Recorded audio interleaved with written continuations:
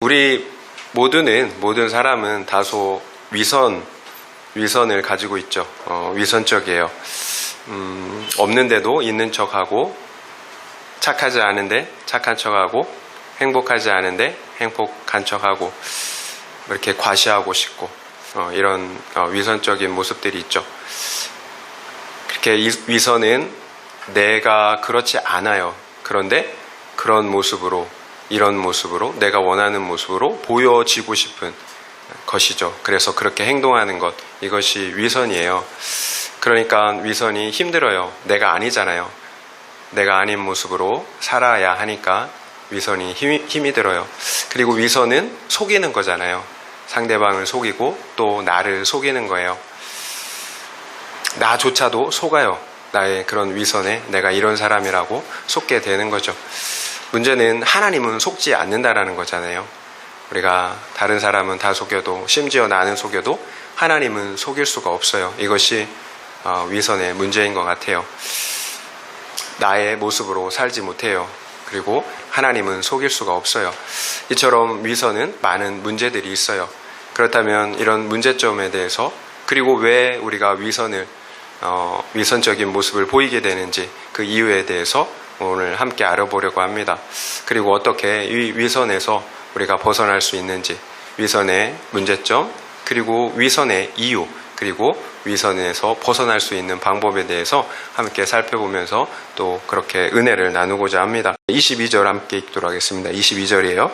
그들이 마음을 즐겁게 할 때에 그 성읍의 불량배들이 그 집을 에워싸고 문을 두들기며 집주인 노인에게 말하여 이르되 내 집에 들어온 사람을 끌어내라. 우리가 그와 상관하리라 하니. 지금 어떤 상황인가요? 지금의 상황을 좀 이해하려면 그 앞선 그 상황들을 말씀을 드려야 할 것 같습니다. 에브라임 산지 구석에 레위인 한 사람이 살고 있었어요. 그 사람에게는 첩이 있었거든요. 그런데 그 첩이 평소 행실이 좋지 않았다고 합니다. 문란하게 살다가 쫓겨난 건지 아니면 도망간 것인지는 모르겠지만 아무튼 집을 나와서 아버지가 있는 곳에 베들레헴에 가서 살았다고 해요. 한 4개월 정도가 지났는데요. 레위인 남편이 도망간 여자를 잊지 못하는 거예요. 그래서 그 여자를 데려오기 위해서 종 한 사람과 나귀 2마리를 데리고 베들레헴으로 이렇게 내려갔습니다. 레위인이 그 첩을 잘 구슬렀어요. 그래서 타일렀겠죠. 그래서 그녀를 데리고 다시 자신이 살고 있던 집으로 돌아가던 중이었어요. 해가 떨어지자 숙식을 하기 위해서 한 노인의 집에 들어가게 되었습니다. 이제 발을 씻고 그리고 먹고 마시고 휴식을 취하고 있었죠. 그런 그때에 그 성읍의 불량배들이 그 집을 에워싸고 막 문을 두드리는 거예요. 그리고 집주인에게 내 집에 들어온 그 사람을 끌어내라고 하는 거예요. 그 남자와 상관하겠다. 그 남자와 성관계를 갖겠다라는 거예요. 그러면 어떻게 됐나 보겠습니다. 23절부터 25절이에요. 집주인 그 사람이 그들에게로 나와서 이르되 아니라 내 형제들아 청하노니 이 같은 악행을 저지르지 말라. 이 사람이 내 집에 들어왔으니 이런 망령된 일을 행하지 말라. 보라 여기 내 처녀딸과 이 사람의 첩이 있은즉 내가 그들을 끌어내리니 너희가 그들을 욕보이든지 너희 눈에 좋을 대로 행하되 오직 이 사람에게는 이런 망령된 일을 행하지 말라 하니 무리가 듣지 아니하므로 그 사람이 자기 첩을 붙잡아 그들에게 밖으로 끌어내매 그들이 그 여자와 관계하였고 밤새도록 그 여자를 능욕하다가 새벽 미명에 놓은지라. 노인이 불량배들에게 이 같은 악행, 망령된 일을 행하지 말라라고 간청하죠. 대신에 자기 처녀딸과 그 사람의 첩을 끌어내겠으니 너희가 그들을 욕보이든지 어떻게 하든지 좋을 대로 하라고 합니다. 그러나 불량배들은 집주인의 말을 듣지 않아요. 그러자 레위인이 자기 첩을 붙잡아 밖으로 끌어내었어요. 그러자 불량배들은 그녀를 밤새도록 유린하다가 새벽녘에야 풀어주었다고 해요. 정말 끔찍한 범죄가 일어났어요. 그 성읍 사람들은 어떤 사람들이었을까요? 그렇다면 역시 조금 설명이 필요해요. 레위인 일행은 베들레헴에서 너무 늦게 출발했어요. 그래서 얼마 지나지 않아서 그 여부스, 그 전에 여부스라고 불렀는데 예루살렘이에요. 예루살렘에 도착할 그 즈음에 해가 지려고 하는 거예요. 그러니까 종은 여부스에서 묵고 가자고 했어요. 그러나 레위인은 그곳은 이방인이 살고 있었기 때문에 좀 더 가서 우리 형제 지파가 살고 있는 기브야에 가서 숙식하자고 이렇게 했던 거예요. 그래서 레위인 일행은 베냐민 지파가 있는 기브야에 들어가게 된 것입니다. 결국 이 끔찍한 일을 행한 사람들은 이방인 사람들이 아니라는 거예요. 이스라엘의 형제들이었어요. 이방인을 피해서 들어갔는데 형제들에게 이런 끔찍한 일을 당했다라는 거예요. 우리는 앞서 사사기 17장, 18장에서 이스라엘의 한 가정의 우상숭배가 어떻게 단 지파 차원의 우상숭배로 확산되었는지를 보았어요. 그런데 오늘 등장하는 이야기는 더욱더 충격적이죠. 동성애뿐만 아니라 이방인들도 행하지 않는 그 끔찍한 윤간의 죄를 범하고 있다라는 거예요. 우상숭배와 그리고 동성애, 성폭행, 다른 사건 같이 보이죠. 겉으로 보기에는. 그러나 그 문제의 본질은 동일해요. 1절 앞에 한번 읽어볼까요? 1절 19장 1절에 이스라엘의 왕이 없을 그때에 이 모든 일들이 일어났다라는 거예요. 이스라엘의 왕이 없을 그때에. 결국 우상숭배의 사건 그리고 윤간의 사건은 본질적으로 동일한 거예요. 왕이 없었기 때문이에요. 그래서 자기 소견대로 내가 왕이 되어 살아온 삶의 결과예요. 결국 오늘 본문의 사건은 내가 왕이 되어 살아갈 때 어디까지 타락할 수 있는지를 우리에게 보여주고 있는 것입니다. 여러분, 이것이 인간의 모습이에요. 인간의 모습. 왕이 없을 때 어디까지 타락할 수 있는지를 우리에게 보여주고 있다는 거예요. 왜 소돔과 고모라가 멸망하였나요? 도덕적인 타락과 성적인 타락이 만연하였기 때문이죠. 특별히 소돔과 고모라가 멸망할 당시에는 그곳에 동성애가 가득했어요. 결국 그 시대의 타락상의 끝을 보려면 성적인 타락을 보면 되는 거예요. 모든 타락의 끝에 나타나는 것이 성적인 타락이기 때문이에요.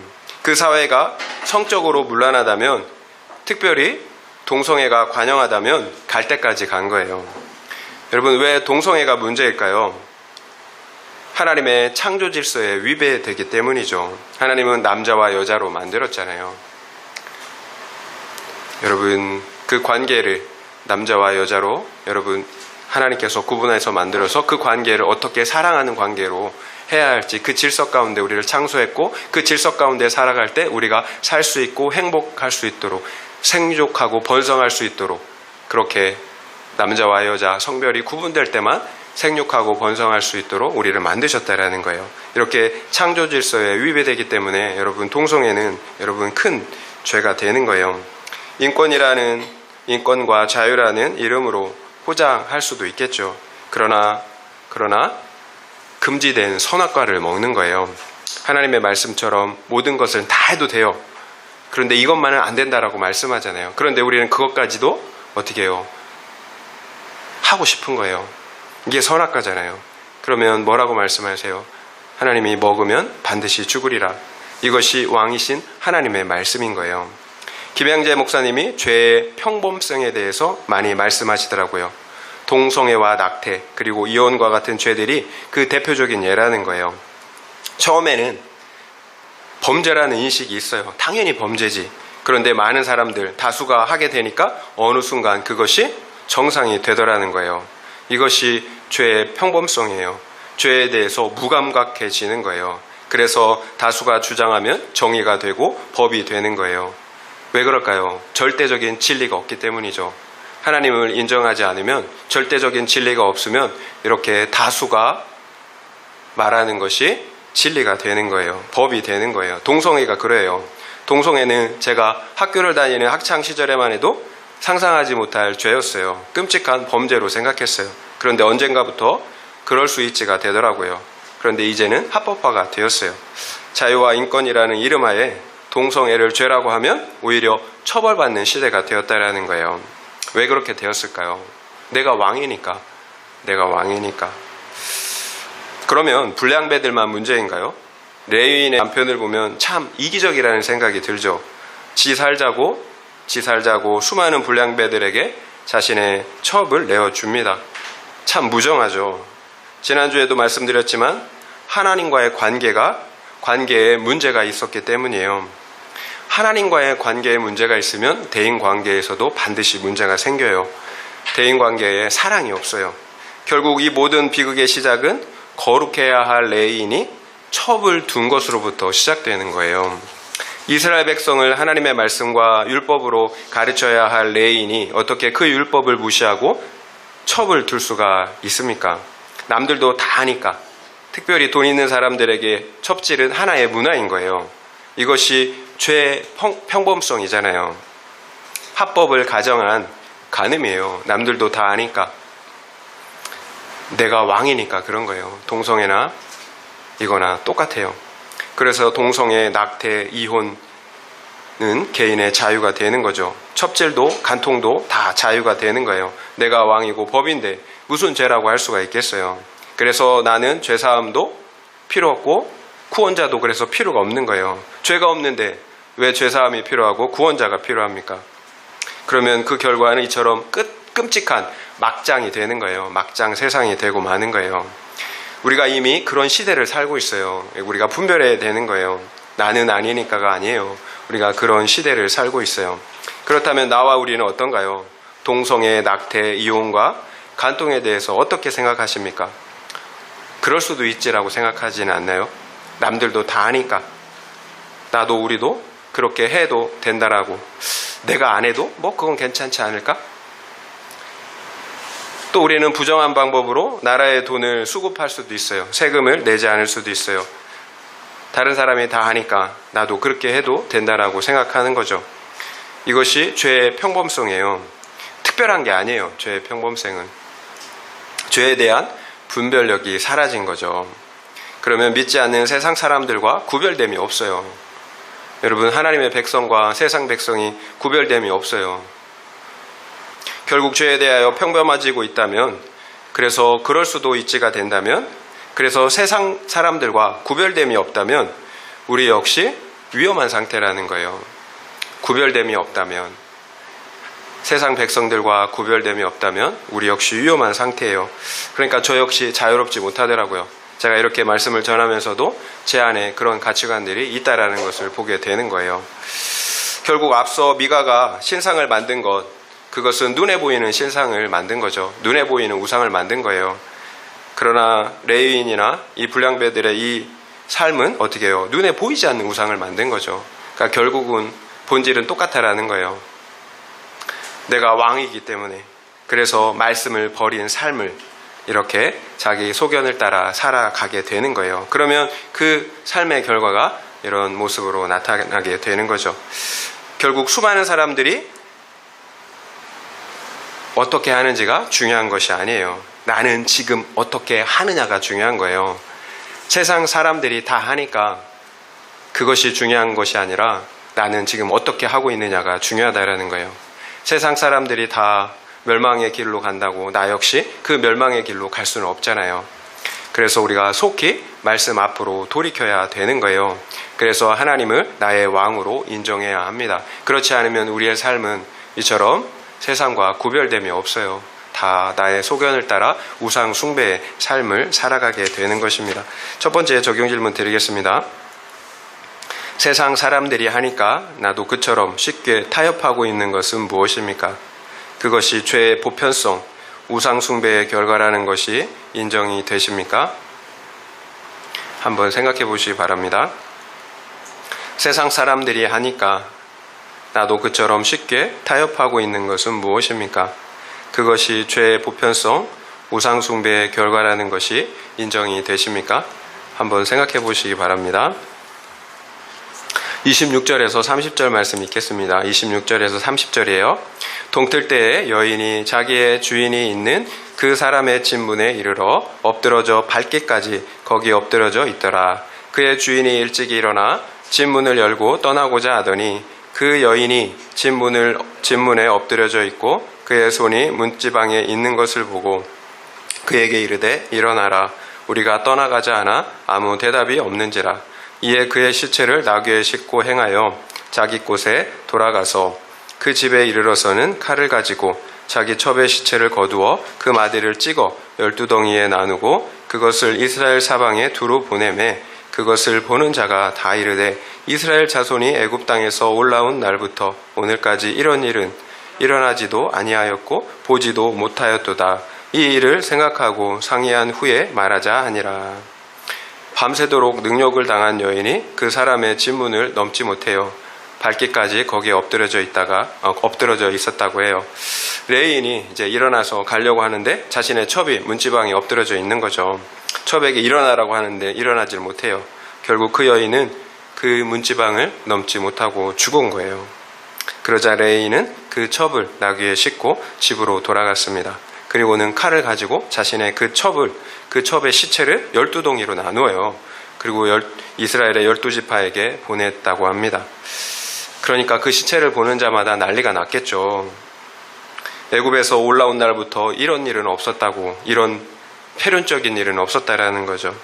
그 후에 이스라엘 백성들은 이 문제를 해결하고자 한 곳에 모이게 됩니다. 그리고는 동족 상잔에 그런 비극이 일어나요. 전쟁이 일어나게 됩니다. 그렇다면 왜 레위인은 죽어있는 첩의 시체를 토막내서 12지파에게 보냈을까요? 죽은 첩이 불쌍해서 원수를 갚아주려고?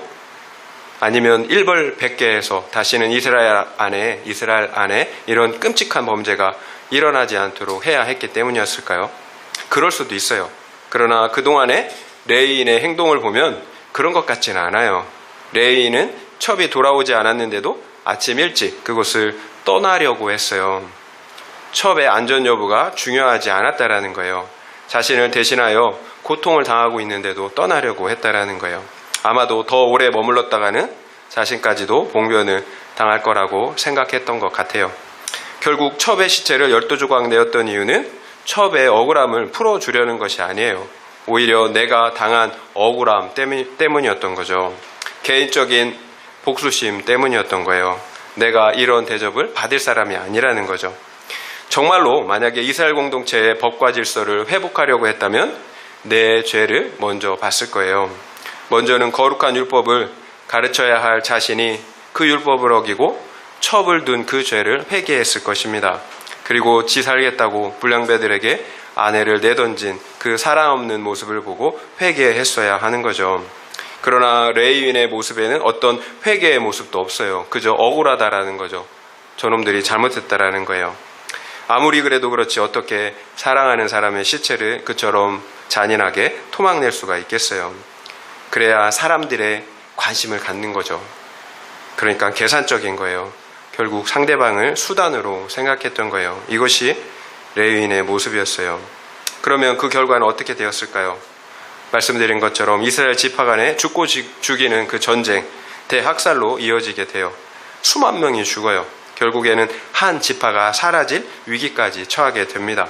만약 레위인이 먼저 자기 자신의 죄를 보고 회개했다면 이처럼 엄청난 살상, 동족 상잔의 그 학살극은 일어나지 않았을 거예요. 결국 내가 하나님의 말씀대로 살고 있지 않다면, 어떤 나의 옳고 그름도 자기 자기 연민에 지나지 않는다라는 거예요. 중요한 건 내가 하나님의 말씀대로 살고 있을 때 내가 옳고 그름으로 이야기할 수가 있는 거예요. 아무리 거룩한 하나님의 분노로 포장하고 또 하나님의 의를 세우기 위한 것이라고 주장할지라도 자신의 혈기, 분노일 뿐인 거예요. 그런 옳고 그름으로는 어떤 누구도 아무도 살릴 수가 없어요.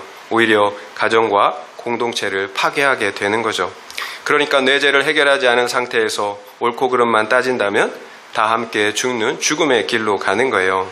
내 죄를 보는 회개가 먼저예요. 말씀의 기준으로 돌아가는 게 먼저라는 거예요.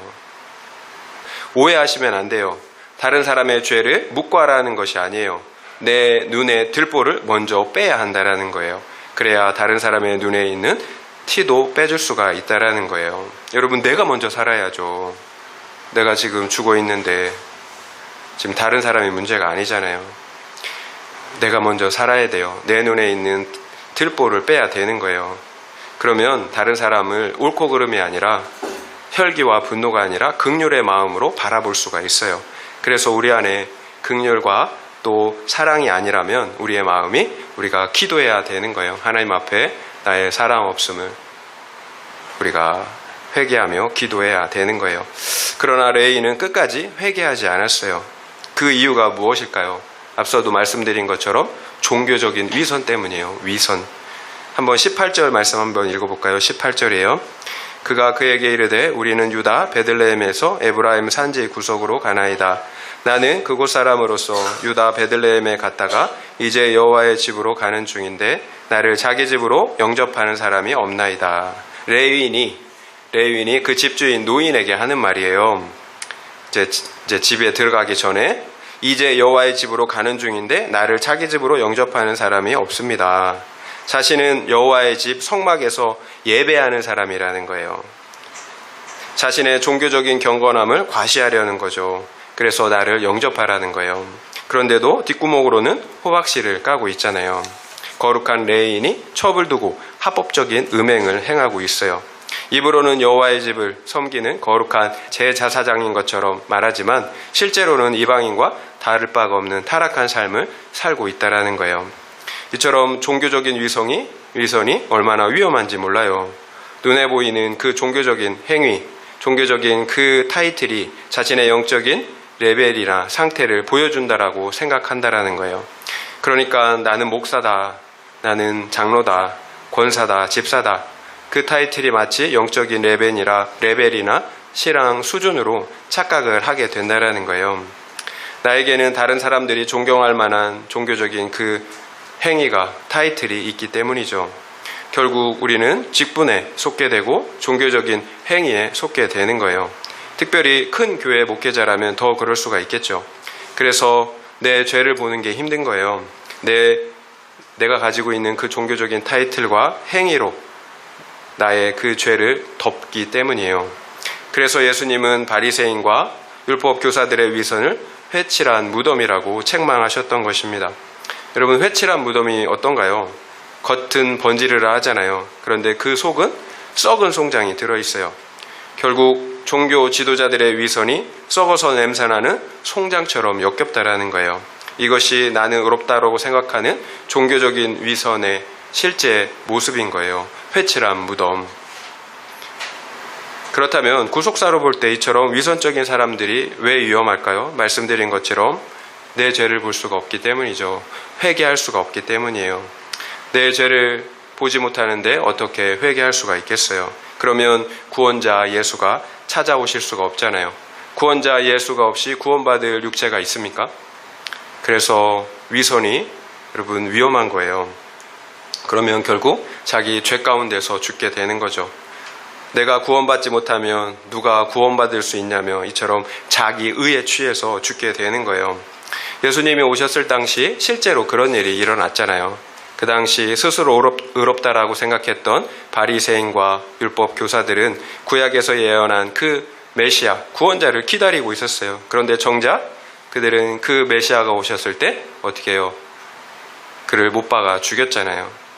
결국 천국 백성임을 그처럼 확신하였던 종교 지도자들은 어떤 누구도 천국에 들어갈 수가 없었어요. 종교적인 위선 때문인 거죠. 오히려 그들이 그토록 멸시하였던 죄인들, 세리와 창녀들이 천국에 들어갔어요. 그리고 그들이 그처럼 무시하였던 이방인들이 천국에 들어갔습니다. 세리와 창녀들, 이방인들은 교만할 수가 없었거든요. 액면 자체가 죄인이니까. 그래서 회개의 복음, 예수 그리스도를 영접할 수가 있었던 것입니다. 종교적인 위선의 특징, 그러니까 내 죄는 보지 못해요. 그러면서도 다른 사람의 죄는 너무 잘 보여요. 현미경으로 보는 것처럼 보이죠. 그래서 다른 사람들을 판단하고 정죄해요. 이런 종교 지도자들이 율법을 가르쳐요. 그러니까 어떻게 되겠습니까? 예수님이 그런 종교 지도자들에게 뭐라고 말씀하셨나요? 그들이 천국 열쇠를 가지고 자신도 들어가지 않고 들어가려고 하는 사람들도 들어가지 못하게 한다라고 말씀하셨어요. 결국 종교적인 위선자들은 천국 열쇠를 가지고 있어요. 말씀을 가지고 있다라는 거죠. 그런데 자신도 들어가지 않아요. 그리고 들어가려고 하는 사람도 들어가지 못하게 한다라는 거예요. 그걸 어떻게 알 수가 있을까요? 여러분, 아무리 번지르르하게 말씀을 잘하고 잘 가르쳐도 그 말씀을 살아내지 않는다면 위선자예요. 바리새인과 같은 위선자예요. 또 그러니까 그런 사람들이 자신과 같은 위선자를 어떻게 해요? 또 그런 신자들을 만들어내는 거죠. 그러니까 나도 천국에 들어가지 않고 그런 방법으로 들어가려고 하는 사람도 천국에 들어가지 못하게 한다라는 거예요. 아무리 말을 번지르르하게 잘해도 소용이 없어요. 말씀대로 살아야 되는 거예요. 이것이 기준이에요. 하나님이 나의 왕으로 모시는 사람, 그런 사람이 천국에 들어가고 또한 다른 사람들도 천국에 들어갈 수가 있는 것입니다. 두 번째 적용 질문 드리겠습니다. 내가 회개하고 돌이켜야 할 죄는 무엇입니까? 그러나 만약 내 죄가 인정이 되지 않는다면 그 이유는 무엇인 것 같습니까?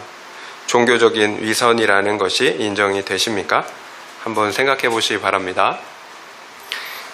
내가 회개하고 돌이켜야 할 죄는 무엇입니까? 그러나 만약 내 죄가 인정이 되지 않는다면 그 이유는 무엇인 것 같습니까? 종교적인 위선이라는 것이 인정이 되십니까? 한번 생각해 보시기 바랍니다. 그렇다면 위선적인 사람들의 특징은 무엇일까요? 레인처럼 정의와 공의를 외쳐요. 정의와 공의를 외쳐요. 자기만 의로운 것 같아요. 옳고 그름을 말해요. 그러나 정작 자신은 다른 사람에 대해서 어떻게 무관심해요. 사랑이 없어요. 이기적이에요. 누가 여인을 죽였습니까? 불량배들이죠. 그러나 레인 역시 그 책임을 피할 수가 없어요. 레인은 분명 나는 그 위기를 모면하기 위해서 첩을 내어준 거다. 그것이 최선이었다. 그녀가 죽을 것이라고 나는 생각해보지 못했다. 이렇게 항변할 수 있을 거예요. 그러면 하나님께서도 그렇게 생각하실까요? 그래, 이해한다. 네가 어쩔 수 없었지. 결국 이기심이 그 여인을 죽게 한 거예요. 불량배들의 극단적인 이기심과 레인의 이기심이 그 여인을 죽게 한 것입니다. 제가 이 말씀을 묵상하면서 제가 참 많이 찔렸어요. 이유가 있죠. 저 나름대로 이유가 있죠. 그러나 아내의 고통과 아픔을 공감해주지 못한 것. 너의 짐은 네가 져야지. 나의 짐은 내가 지는 거고. 인생이 그런 거지. 이렇게 생각하고 아내의 아픔과 고통을 공감해주지 못한 것들이 이렇게 굉장히 찔림으로 다가왔습니다. 참 우리가 보면 나 중심적이다 라는 생각이 들어요. 그런데 그런 이기심이 누군가를 나도 모르는 사이에 죽음으로 몰아가게 할 수가 있다는 거예요. 제가 어처구니 없는 기사 하나를 보았는데요. 몇 년 전에 있었던 일이에요. 두 사람이 해외로 골프 여행을 가기 위해서 택시를 타고 가고 있었다고 해요. 그런데 택시 기사분이 심정지가 온 거예요. 의식을 잃고 앞차를 들이박았어요. 그러면 어떻게 해야 되나요? 심정지가 오면 심폐소생해야 되잖아요. 응급처치를 해야 돼요. 그리고 119를 불러야 합니다. 그런데 두 승객은 그냥 그 운전사를 방치한 거예요. 그리고 다른 택시를 잡아 타고 자기 길을 간 거예요. 골프 치러 간 거죠. 결국 운전기사는 그곳에서 죽고 말았어요. 그렇다면 누구의 책임일까요? 누가 죽인 건가요? 두 승객은 절대로 기사분을 죽이지 않았죠. 죽이지 않았어요. 그러나 간접적으로는 죽인 거죠. 우리도 이런 문제에서 그렇게 자유롭지 않은 것 같아요. 전 세계 인구가 80억이래요. 그리고 그 중에 8.5%, 약 7억 명 정도가 만성적인 기아에 시달리고 있다고 해요. 그리고 매년 약 900만 명 정도가 기아 및 그와 관련된 합병증으로 사망하고 있다고 해요. 매일 2만 4천 명이 죽는 셈이래요. 총 사망자의 약 15%에 달하는 수치, 기아로 죽는다라는 거예요. 그리고 이 중 약 절반 정도가 영양실조와 관련된 5세 미만의 아동들이라고 해요. 지구상의 식량이 절대 부족해서 죽는다고 하면 할 말이 없죠. 그러나 지구에서 1년 동안 생산되는 식량은 모든 지구 인구를 다 먹이고도 50%에서 100% 정도가 남는다고 해요. 그러니까 인구의 1.5배에서 2배 정도의 식량이 생산되고 있다는 거예요. 그럼에도 인구의 8.5%, 7억 명 정도가 어떻게 해요? 식량이 없어서 굶어 죽는다는 거예요. 반면에 우리나라와 같은 선진국에서는 당뇨, 고혈압처럼 너무 많이 먹어서 그런 성인병으로 죽어가고 있잖아요. 그렇다면 이 식량이 없어 기아로 죽는 사람들은 누가 죽이는 겁니까? 우리의 무관심과 이기심 속에서 인류의 8.5%가 그렇게 굶주려 죽는 거죠. 모든 인류는 하나님의 형상을 가진 하나님의 자녀들이에요. 우리는 내 손가락에 가시 하나만 박혀도 얼마나 큰일입니까? 얼마나 고통스러워요. 그러나 수천만 명이 죽어나가도 우리가 다른 사람의 일이라면 큰 문제가 되지 않아요. 왜 그럴까요? 결국 우리 인생의 문제가 해결되는 것이 문제가 아니라는 거예요. 진짜 문제는 우리의 죄, 이기심의 죄가 해결되지 않은 것이 문제인 거죠. 인생의 문제가 되지 않은 것이 문제가 아니라 우리의 죄가, 이기심의 죄가 해결되지 않은 것이 진짜 문제라는 거예요. 예수님께서 말씀하신 어리석은 부자 이야기 아시잖아요. 부자는 소출이 너무 많았어요. 그러니까 그 곳간에 이 소출을 다 어떻게 저장할 수가 없는 거예요. 그래서 새롭게 그 곳간을 무너뜨리고 새롭게 큰 그 곳간 창고를 지었어요. 그리고 그 곳간에 그 소출을 다 쌓아두었습니다. 기분이 너무 좋아요. 이제 남은 인생 편하게 먹고 놀자, 즐기자. 그런데 그날 밤에 하나님께서 그 영혼을 데려가셨다고 합니다. 그러면 그것이 누구의 것이 되겠느냐라고 주님께서 반문하시잖아요. 부자는 자신의 쌀 한 톨, 동전 한 입도 가져갈 수 없었다라는 거예요.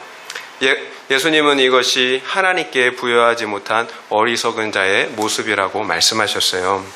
그렇다면 어떻게 사는 것이 지혜일까요?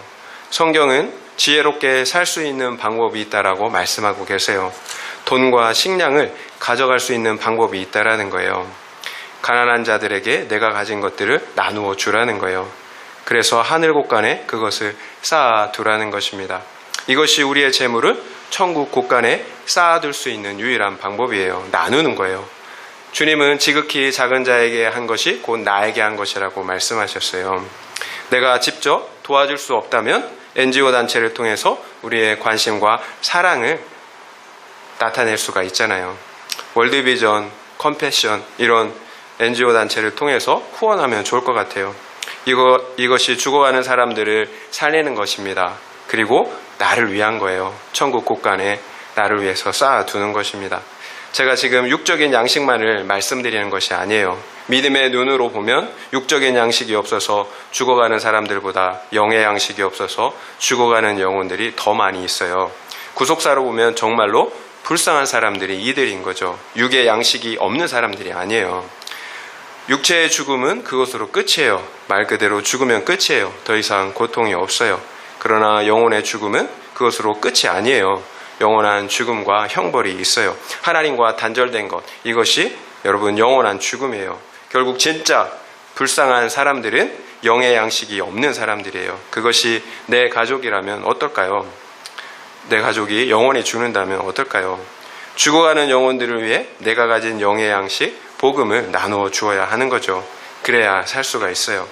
이것이 우리 주님이 이 땅에 오셔서 십자가를 지신 이유예요.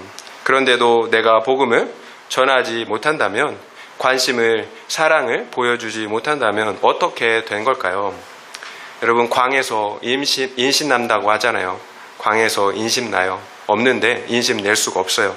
내게 없는 양식을 어떻게 나누어 줄 수가 있겠느냐라는 거예요. 특별히 나도 먹을 양식이 없다면 더욱이 그러겠죠. 여러분, 물질의 문제가 아니에요. 영혼의 문제, 마음의 문제예요. 내 영혼이 부유할 때 여러분 나눠줄 수 있더라고요. 근데 부유하지 못하면 그렇게 많은데도 부족하대요. 결국 내 영혼이 살아있느냐 그렇지 못하느냐의 문제예요. 복음은 예수 그리스도세요. 복음은 예수 그리스도세요. 바로 말씀이 복음이에요. 말씀이 육신이 되어 이 땅에 오셨잖아요. 결국 불량배들과 레인의 공통점이 바로 이거예요. 말씀이신 예수가 없었다라는 거예요. 영적으로 가난했어요. 영적으로 죽어 있었다라는 거예요. 그러니까 사랑을 베풀 수가 없는 거예요. 내 영혼이 가난한데 어떻게 다른 사람들에게 관심과 긍휼을, 사랑을 나타낼 수가 있겠어요. 그래서 나밖에 모르는 이기적인 신자가 되는 거예요. 종교적인 위선도 마찬가지예요. 내 안에 진짜가 없으니까 있는 척, 좋은 척, 위선적인 신자가 되는 거예요. 내 영혼이 가난하기 때문이에요. 그러면 문제는 나인 거죠. 상대방이 아니라 내가 문제인 거예요. 내가 먼저 살아야죠. 내가 먼저 생명의 양식인 예수 그리스도로 충만해야 합니다. 예수 그리스도로 부유해야 하는 거예요. 여러분, 그래서 주야로 말씀을 묵상하는 것이 복이라고 하는 거예요. 말씀이 예수이시기 때문에 우리가 말씀을 묵상할 때 예수로 부유할 수가 있어요. 그래서 기도해야 하는 것입니다. 하나님은 구하는 자에게 성령을 주신다라고 말씀하셨기 때문이에요. 제가 말씀 보지 않으면, 또 기도하지 않으면 옳고 그름이 나와요. 사랑해야 하는데 옳고 그름이 나오더라고요. 그리고 제가 기도하지 않으면 근심 걱정이 생겨요. 기쁨이 아니라 근심 걱정이 생겨요. 그리고 감사가 아니라 욕심이 생기더라고요. 결국 내 안에 예수가 충만하다면 욕심이 아니라 감사가 생기고, 근심이 아니라 기쁨이 생기고, 또 옳고 그름의 판단이 아니라 어떻게 해요? 사랑하게 되더라고요. 그래서 제 마음을 보면, 내가 지금 예수님이 없구나, 하나님이 없구나, 내가 하나님을 놓쳤구나, 지금 가난하구나 라는 것들을 분별하게 되는 거예요. 그래서 기도의 자리에 나아가게 되고 하나님의 얼굴을 구하는 것입니다. 결국 우리가 정말로 부유해야 할 것은 복음이신 예수 그리스도세요. 이 세상의 부유함이 아니에요. 빌립보서 4장 12절에 바울은 이렇게 고백해요. 나는 비천에 처할 줄도 알고 풍부에 처할 줄도 알아 모든 일 곧 배부름과 배고픔과 풍부와 궁핍에도 처할 줄 아는 일체의 비결을 배웠노라. 내 안에 계신 주님이 나의 생명과 부유함이 되시기 때문이에요. 그래서 비천에 처할 줄도 알고 풍부에 처할 줄도 안다. 배부름과 배고픔, 풍부와 궁핍에도 어떠한 상황에서도 내가 처할 수 있는 일체의 비결을 배웠다라고 이야기하는 거예요. 내 영혼은 이미 예수 그리스도로 충분히 채워졌고 만족하고 있기 때문이에요. 그래서 내게 능력 주시는 자 안에서 내가 모든 것을 할 수 있다라고 고백하고 있는 거예요. 그래서 어떤 상황에서도 우리가 자족할 수가 있는 거죠. 또 그래서 내가 가진 것들을 나누어 줄 수가 있는 거예요. 그래서 지금 내가 가진 복음과 물질을 나누고 있다면 나는 부유한 사람이에요. 생명 대신 예수 그리스도로 부유한 사람이에요. 만물의 주인으로 여러분 내가 가득해요. 그러니까 부유한 거죠. 그러니까 이렇게 또 고백할 수가 있는 거예요. 고린도후서 6장 10절에서 바울은 이렇게 고백해요. 근심하는 자 같으나 항상 기뻐하고 가난한 자 같으나 많은 사람을 부유하게 하고 아무것도 없는 자 같으나 모든 것을 가진 자로다. 이것이 사도 바울의 고백이었어요. 복음이신 예수 그리스도로 부유해요. 그래서 근심하는 자 같으나 항상 기뻐하고 또 가난한 자 같으나 많은 사람을 부유하게 하고 또한 아무것도 없는 자 같으나 모든 것을 가진 자라고 고백하는 거예요. 이것이 나와 우리의 고백이기를 바랍니다. 예수 그리스도로 부유한 우리가 되길 바라요. 적용 질문 드리겠습니다. 나는 내가 가진 물질과 복음과 관심을 나누고 있습니까? 만약 나누고 있지 못하다면 그 이유는 무엇인 것 같습니까?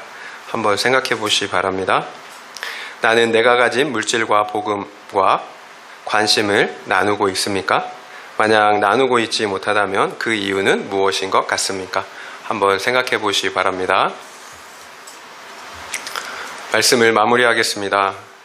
이스라엘 공동체 안에 정말 끔찍한 범죄가 일어났죠. 이스라엘 백성이 집단으로 동성애를 요구하였고 그 과정에서 집단으로 한 여성을 유리나무로 죽음으로 몰고 갔어요. 그러자 레인 남편은 그 시체를 12조각 내어서 각 지파에게 보냈습니다. 왜 이처럼 끔찍한 범죄가 이스라엘 공동체 안에 일어나게 됐을까요? 앞서 미가가 우상을 만든 이유와 같았어요. 그때 왕이 없었기 때문이에요. 본질적으로 내가 왕이 되어 나의 소견대로 각자가 살았기 때문입니다. 그러면 그 자체가 나를 섬기는 우상 숭배의 삶이 되는 거예요. 그러면 이런 끔찍한 삶의 결과 열매를 맺게 되는 거죠. 어떤 죄가 사실은 더 크고 작고가 없어요. 내가 왕이 되어 살아가는 것 그 자체가 죄예요. 그러면 반드시 이처럼 입에 담을 수 없는 죄의 열매들을 맺게 되기 때문이죠. 그렇다면 왜 이처럼 극도로 이기적일까요? 왜 불량배들은 상대가 죽든지 말든지 자신의 욕구만을 채우려고 했겠습니까? 또 그래서 남색을 하고 또 성폭행을 했겠습니까? 그리고 왜 종교 지도자들은 의로운 척은 다 하면서 뒤로는 호박씨를 깔까요? 그래서 율법에서 금지하고 있는 첩을 두었을까요? 율법을 지키고 가르쳐야 할 종교 지도자가 말이에요. 그 이유는 그의 영혼들이 가난했기 때문이에요. 내 안에 하나님이 없었기 때문입니다. 그래서 이기적인 거예요. 그래서 위선을 떠는 것입니다. 또 그래서 내 죄가 보이지 않는 거예요. 그 결과 나도 속고 남도 속이는 고통스러운 삶을 사는 거예요. 결국 하나님과의 관계를 회복하지 않으면 계속해서 종교적인 위선 속에서 살아갈 수밖에 없어요. 수많은 위선 속에서 살아갈 수밖에 없어요. 그래서 이기적인 행동과 죄만 짓다가 인생을 마치게 되는 거죠. 그렇다면 어떻게 해야 하겠습니까? 우리가 돌이켜야 되는 거죠. 돌이켜야 합니다. 그게 회개잖아요. 말씀이신 예수 그리스도께로 돌이키는 거예요. 그래서 그리스도로 내 영혼을 채워야 합니다. 그래서 내 영혼이 생명을 얻어야 됩니다. 그리고 내 영혼이 부유해져야 되는 거예요. 그러면 여러분, 죄를 끊을 수가 있어요.